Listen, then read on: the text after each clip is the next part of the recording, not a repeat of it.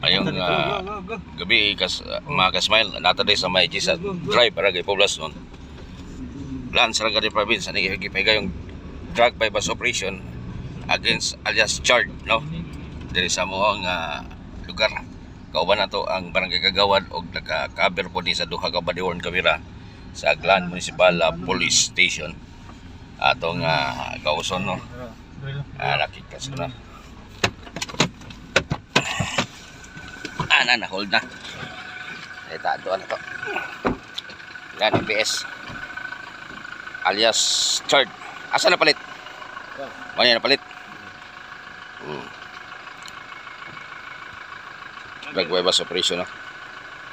Pila edad ni mo, Chard? 34, sir. Kasi trabaho? Electrician, sir. Electrician asa?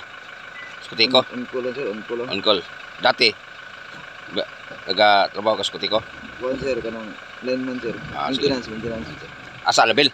Dari ra? Skutiko, sir. Skutiko, sir. Papa na to.